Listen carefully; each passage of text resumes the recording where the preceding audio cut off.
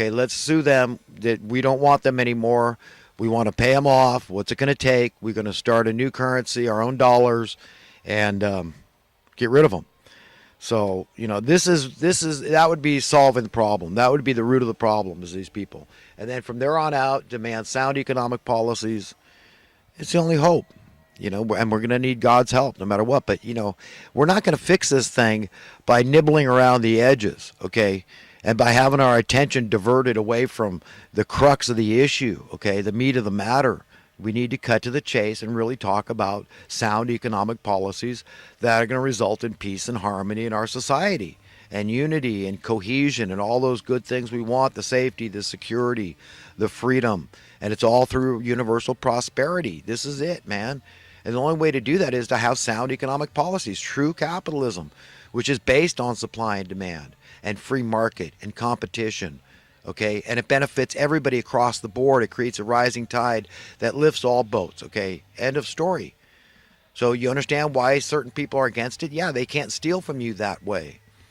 This way they can. When there's chaos and confusion and convolution, and that when they make a mess out of things by muddying and bloodying the waters and all this.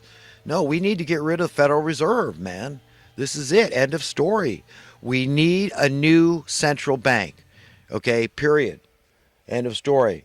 Because people want to be able to use the same currency, at least in their own country. They want to be able to travel state from state without having to, turn their money in for, for the exchange rate in that state. Okay, that's not what people want to do. So we do need the central bank for that reason, temporarily. Remember, everything's temporary because we're shooting for a world where money is irrelevant. Okay, that's through sound economic policies. Gradually, that would happen. So I want to be very clear on what it's going to take to extricate ourselves from this mess. It's take being very serious, very sober-minded, and very knowledgeable and very educated about these subjects and know right from wrong. Be very clear. Don't mince words. When you know the truth, stick to it and educate people that currency debasement is the wrong direction. That's regression, not progression. We want our cost of living to go down. That is progress. That means the currency increases in worth. Do you understand how this works? That will lead to freedom. Okay? That will lead to prosperity. That will lead to safety and security and contentment. Okay? Do you understand? This is what we absolutely must understand and then demand it because it's not being handed out. We keep taking a whole lot of tyranny and we haven't stopped taking it yet. So, all this Supreme Court stuff, it's all nibbling around the edges, this idea that this is the biggest problem we have is some horn dog. I mean, men are horn dogs, and, he tried to jump on this woman, take her clothes off, and cover her mouth. It was a bad incident. She didn't even get raped. And it's not that, look, it's wrong. It's always wrong for a man to disrespect a woman. It's her body. She says who touches it and who doesn't. You understand? End of story. So I'm just saying that even if this thing happened, it's pretty lightweight. It's pretty milquetoast in the scheme of things. But this woman has all this trauma. I mean, she's obviously got several, in my mind, she's obviously got several personalities going on here. She got rid of expunged all her social media because it turns out she is very politically active, leftist leaning. And, she didn't want that information coming out to the public. When she knew she was going public, she wanted to prepare to go public. There's certain facts about her life she didn't want people to know because then the political motivation would have been very clear. You notice whenever Donald Trump does anything, everything is always politically motivated for his, for anybody that, his motivation and his supporters' motivation is always political. But on the other side, it's, not so. I mean, it's all A-okay for anybody to dig up dirt on Trump and his supporters, but you try to do the other way around, and it's virtually a crime. You try to find dirt on Hillary Clinton, what? And it's everywhere. But, that's totally immoral. That's totally unethical. That's totally wrong. That borders on criminality. But doing it the other way is, by the mainstream media, it's encouraged. That's a good thing. Do that. Yes, of course, these people are monsters. Trump and all his supporters they're un-American. They're anti-establishment. They're anti-human. They're bad for the New World Order, and that's a good thing. So the Pope's against you, Governor Moonbeam's against you, and everybody else, everybody but the blue collar workers in America that get it. Okay, it's like, my God, we're in so much trouble here, folks. But yes, there is a possible ulterior motive for Ms. Ford to come forward. Okay, misusing her power, and it's written in the Ten Commandments: do not engage in false testimony against anybody.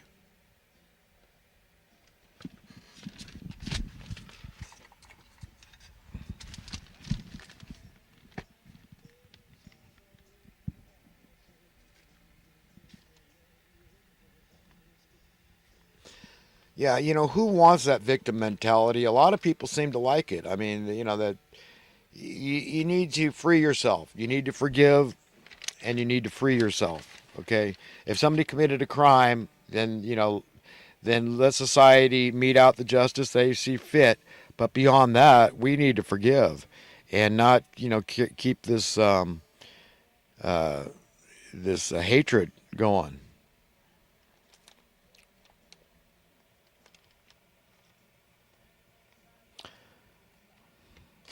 But we need ground rules, because this drip, drip, drip is going to just kill guys. With no more, with the attorneys taking off the statute of limitations because they benefit from it.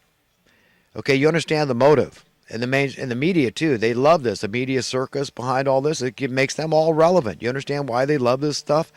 But it doesn't help the average guy to wonder, oh my God, did I go too far with that woman? And is she going to come out of the closet if I try to run for politics? I mean, there's all kinds of things. It's that drip, drip, drip that's going to kill us. So we need to know. I mean, why isn't there a time limit that women can, report these things? Or men, for that example, because there are male victims that get seduced and bullied into this, and well, that's not possible. I mean, how can a guy get aroused if he's being attacked and all this? But hey, you know what I mean? It can happen. It can happen.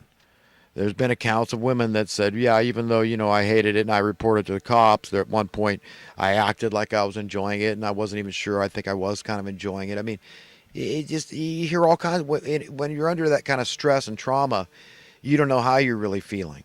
So it takes a little while to sort it out. But if there was a crime committed, it needs to be reported in a timely manner and sorted out.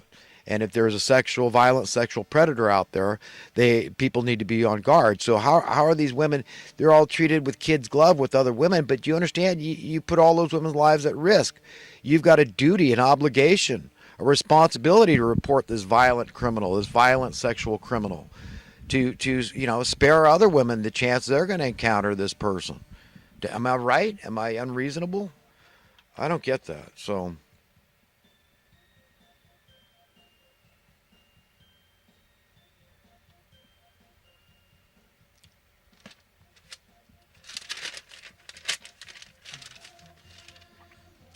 yeah, I think this is, at the end of the day, this strains relationships between men and women. You're going to see birth rates go down because people aren't going to be hooking up.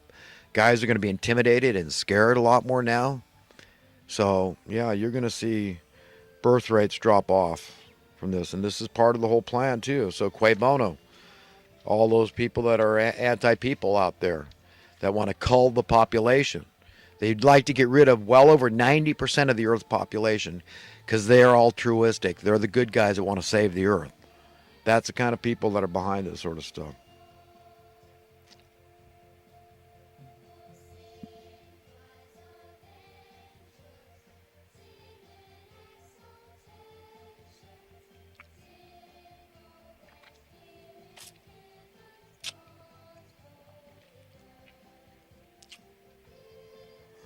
Yeah, I liked Amy Barrett. I think that Trump would have done well to nominate her. All right. So I think I'm pretty much done with this hearing. I'm going to try to rush through some of this stuff, my comments on recent current events. That Rosenstein character is obviously a traitor. Perhaps he's in treasonous, wanting to illegally record Trump and use the 25th Amendment to oust him. But Trump's probably making the best move by not firing him, doing what Churchill said, keep your enemies closer than your friends. Probably doing the right thing. He can use them to his benefit now. He can blackmail him legally, right? Because he's got dirt on him. He's compromised now. So Trump knows what the hell he's doing.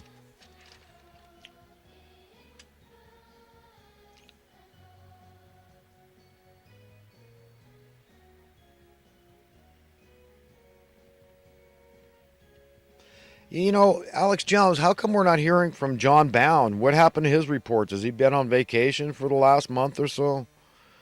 Finally, I'm starting to see David Knight again on the show, but not McBreen. And he has so many great reporters and so many great guests, and people keep disappearing. What the hell's going on, man? So, you know, we don't just want to hear you blathering all day. Share, you know, other people that want to talk too. So, you know, get your callers on more and get your reporters on more and get your guests on more. Okay? I don't know how anybody could talk that long every day, man. And you don't know everything about everything, Alex.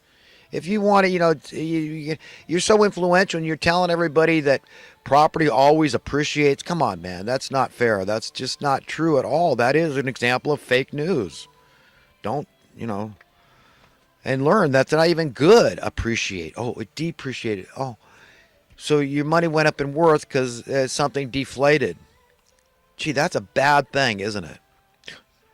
God, we're so messed up, man. We are in it so deep. We so need God's help. Because we're all been so mind-effed by everything. The entire established system is completely out of touch. And that's all they've had to teach all of us. So that's what we got, is just madness is the rule of the day in the land. As far as real estate, talking about this subject and housing costs and all, listen, I'm going to tell you straight up, this is very, very, very valuable, accurate knowledge I'm going to give you. If you're a struggling young couple, okay, and you want to get the absolute best deal you can on housing, this is what you do. You find a lot. You've got to get a good deal. You got to shop for a private party that's probably willing to finance it themselves, so don't go through any lenders, no middlemen, no real estate agents. You could advertise in the newspaper. Find somebody that's got a lot for sale. You can look in for yourself and look at lots, or just, you know, lot wanted, and find a neighborhood that you know, the certain area. And then what you do is you get one of these modular houses. Technically, they'll call it a mobile home, right? But it's just a loophole. Do you understand? It's just a way to circumvent paying high taxes on a property because it's movable technically. So it's on a chassis. It's raised up a little bit. But nowadays, if you look at these modular houses, they just look like houses. So nobody can really tell very much. I mean, even if you can, it's a nice looking structure, so who even cares? But you're going to save a whole hell of a lot of money on your taxes, because the difference is phenomenal between paying a registration fee annually on your mobile home, right, your modular house, as opposed to paying the property tax on the property of the house value. You understand? So you can still do improvements, but just be aware that you're going to pay more taxes on every improvement. But that's the best possible deal you're going to find. Is just, you know, you could find a modular house for, they'll set it up. It used to be 10 years ago around here for about $12,000 or something. So, you know, in California, that sounds pretty good. It's probably up to about 20 or 25,000 now for a really nice house, probably a 3-bedroom house for 25,000 once you pay for the lot. That's what's really going to cost you in California. I don't know what you're going to pay, but you'd be lucky to get out for less than $100,000. I can tell you that, probably, depending on where it is. If it's anywhere near the coast, we're talking about a couple $100,000 probably for anything. So it's still going to cost you a lot. You're still going to have to pay a lot every month, but it's the best possible deal I can think of. I just wanted to give that friendly, brotherly advice. You know, Mike Adams made a comment recently, and he was talking about this idea of abandoning meekness. And, you know, my initial gut reaction was just that, look, Jesus said meekness, that's what we got to be. The meek shall inherit the earth and all this, you know, which is humble and contrite. And with humility and all that, and righteousness. That's the meek. But my gut reaction was just to condemn his statement. But then I started thinking about Jesus' behavior when he was turning over the money changers' table. So there is a time to not be so meek. And when it comes to confronting these a-holes, this tiny percentage of a minority, this critical mass that is enslaving the whole population, eventually it's going to be everybody. As many people as they possibly can, because all they need is a critical mass of people to get this job done. And remember that's a far cry from even a majority, which is not a perfect system. I mean, if you've got a 51% majority, even if it's a 99% majority that's oppressing the 1% and just leeching off them, that's